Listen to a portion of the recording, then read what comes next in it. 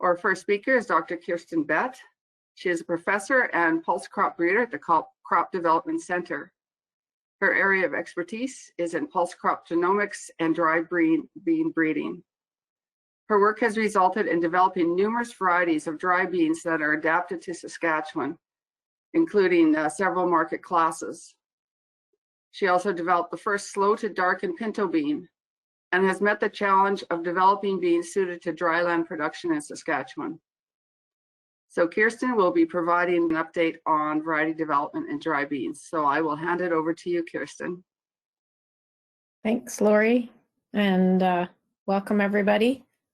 I'd like to thank the SPG crew for inviting us, as usual, to give a quick update on some of the exciting things that are coming more or less down the pipe. And today I'll show you a few slides of some of the new varieties coming and what's into the future. But first I'm going to start with a couple of slides to orient you to our crazy new world that we're in for many different reasons.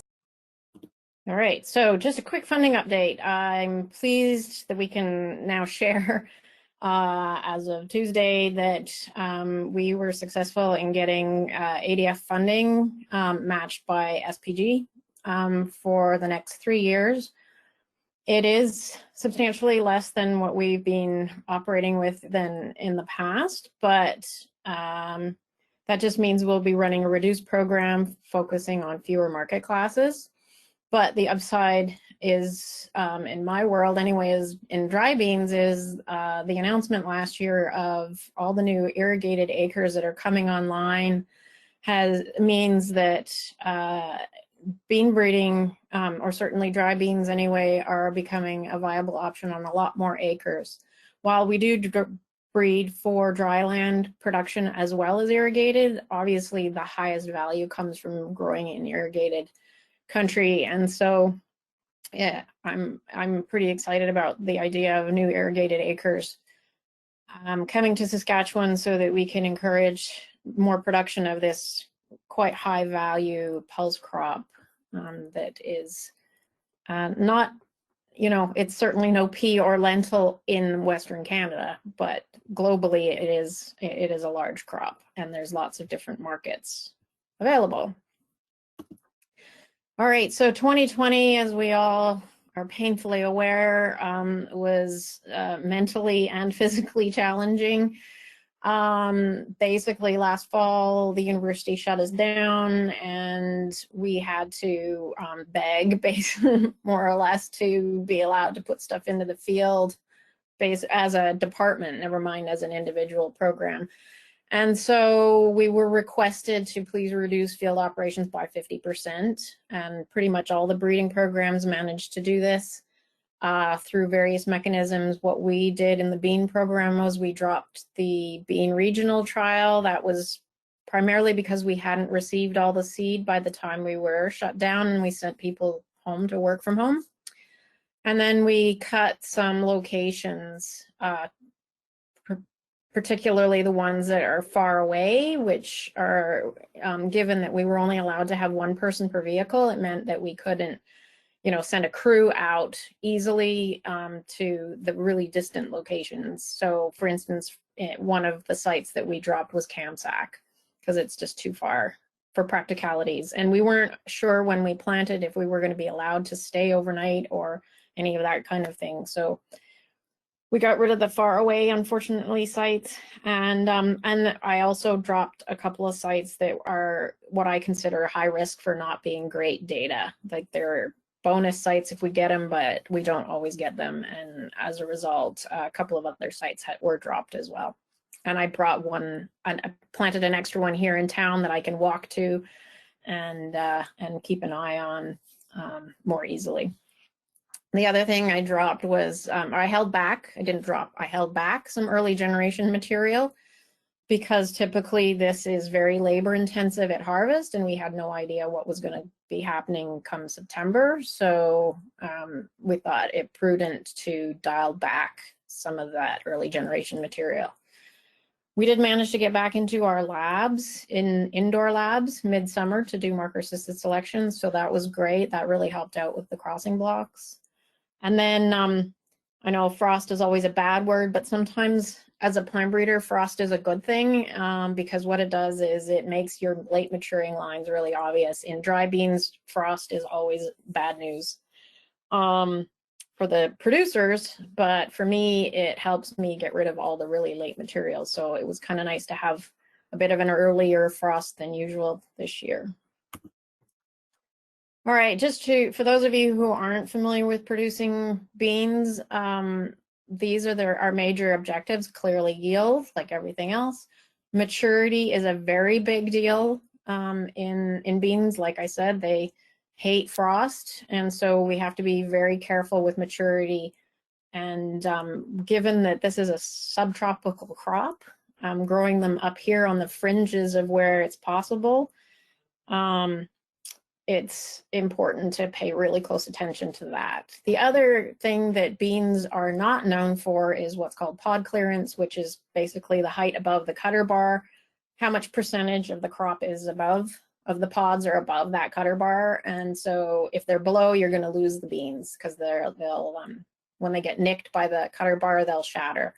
And I'm really trying, so the traditional way of doing beans is to undercut them where that's not an issue, but we're trying to encourage bean production outside of your typical wide row production that you see in some of the irrigated areas, and go dry land with these, in which case we don't want to be going with specialized equipment like undercutters, and instead we will rely on direct harvest and either swath and then combine or straight combine. And in that case, this is a super critical trait and one of the high priorities that I'm working on. And then of course, quality and disease resistance. Disease resistance around here means tolerance to common bacterial blight. Halo blight is another bacteria, and then anthracnose as well. Those are the biggies that I'm working on. And the first two we have, CBB, we have a molecular marker for that's quite robust, and halo blight, I think we do. Anthracnose is a little bit more of a crapshoot right now from molecular marker standpoint, but we're working on it. So just to let you know, these are the varieties that are sort of the newest varieties that there's actually seed available from. And in this case, they're all being released through Rudy Agro.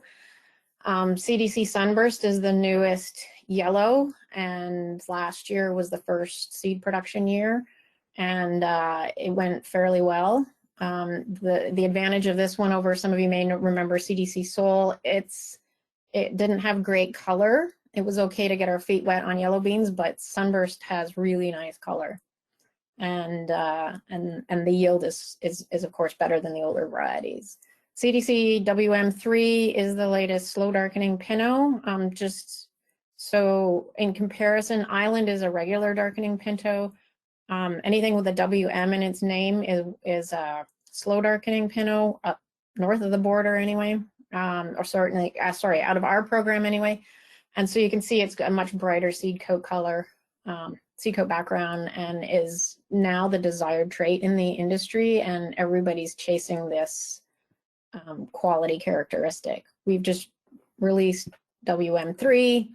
It's slightly higher yielding most years than White Mountain 2, but it's last year it stumbled a little, so the numbers don't look great, but don't worry about that. They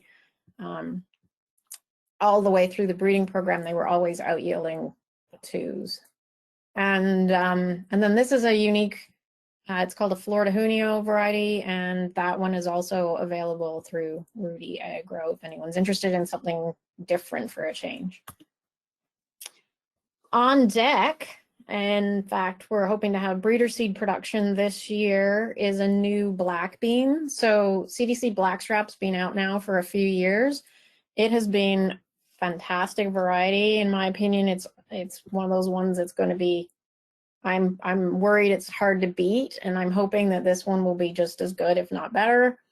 The main upside to this one is it has tolerance to anthracnose, whereas CDC Blackstrap is technically susceptible. It's higher yielding in the yield trials so far, so that's looking promising. However, I believe that's coming from the fact that it's a couple of days later in maturity. So whereas we can grow, we'll find blackstrap up at Nipawin and Battleford's areas, I wouldn't put this one up that far. I think it'll be more suited to the more southerly regions of production in Saskatchewan. Both were one of the really cool things about blackstrap is it works really well in narrow row production with regular equipment. So I think this black bean will probably be very similar. And then the other one we're producing breeder seed of this year is a navy bean. So the small white seeded beans that you'll find in pork and beans. And this one is much higher yielding than Envoy, but then again, Envoy is a really old variety, so I don't like, while it's a Czech, I like to compare it to other varieties that are out there. And Portage is an Ag Canada line that some of you may be familiar with. This one's higher yielding than Portage.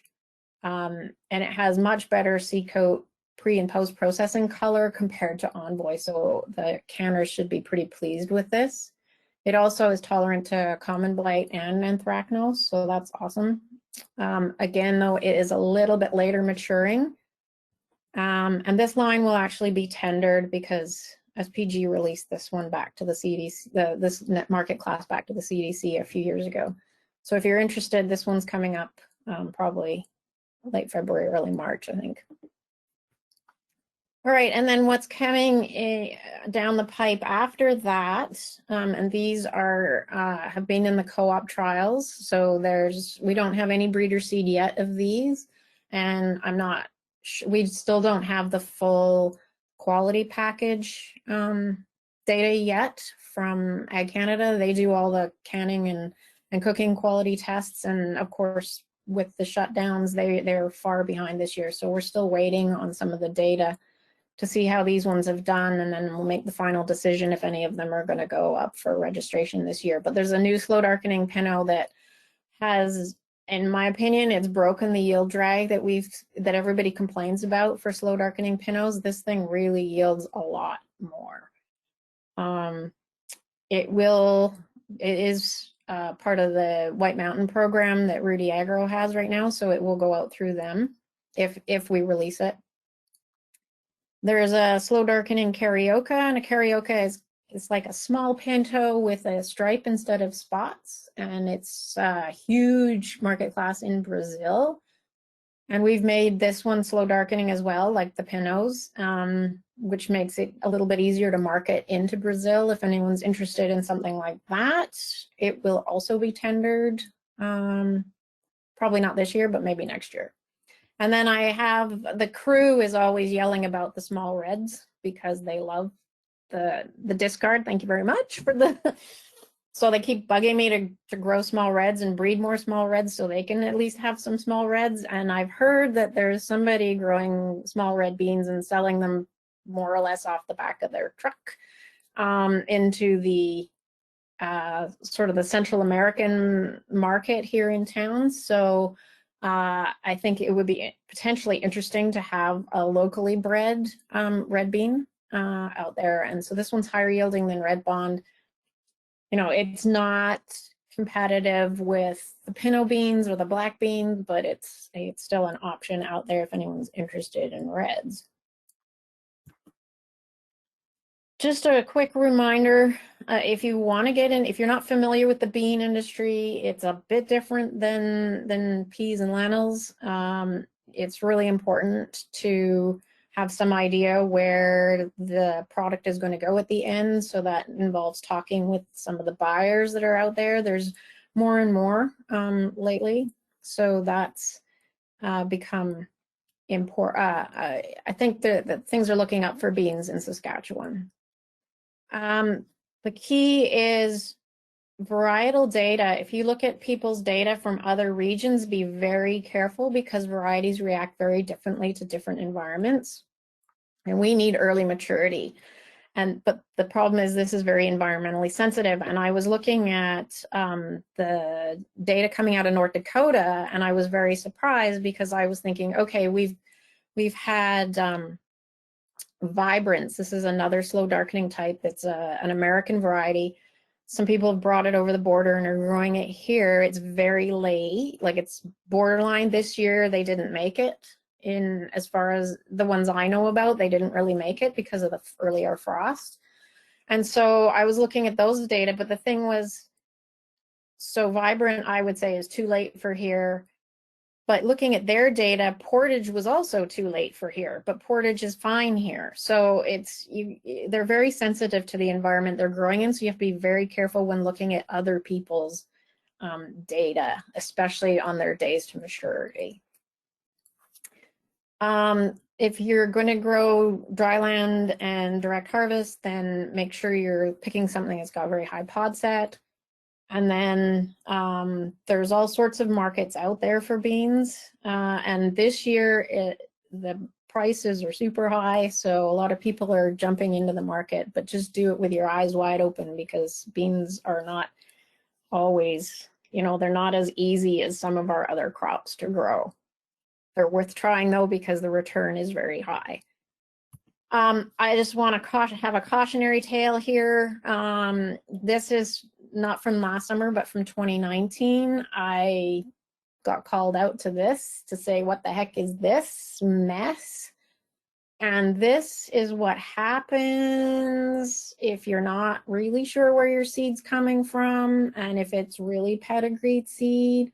This is clearly bin run seed that got passed off as quality assured seed.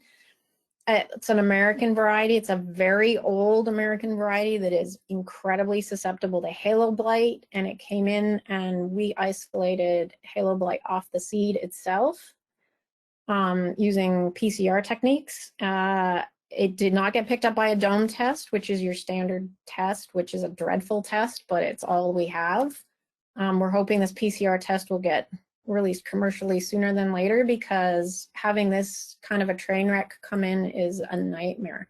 You'll also see some of these green plants in there. Those are off types that are actually resistant to halo blight that came in with the rest of the seed. So I still, everybody knows this, and I still saw another field this year that looked almost as bad as this. So please, please, please stop dragging stuff across the border and growing it willy-nilly. Just know where your seed is coming from and be very careful. And so with that, I will show you a picture of a much happier field of beans and say thank you. And if you want to contact me, email me or call you can call my office. It'll bounce to my cell phone. And if there's any questions, I'm not sure if I'm allowed to take questions, but I could. The first question is, how does the Carioca variety compare to Pinto yield? It is slightly lower. Yeah. It hasn't had as much breeding effort going into it. It's one of those things that I just done on the side. So Pintos are sort of the bread and butter, and but they're getting better, but they're still slightly lower. Okay. Next question is, what is the seed size compared to the White Mountain lines? The Cariocas? I believe so. Yeah, the Cariocas are slightly smaller. They're sort of, I would say they're in between a navy bean and a pinto bean. So maybe 3/4 of the size of a pinto bean. Okay, those are the only questions we had. Okay, great. Thank you so much, Kirstin. It was a really interesting presentation, and I have to say it's really exciting to see some of the new genetics that are coming up in the future. So thanks again for all the information. We really appreciate it. Thank you.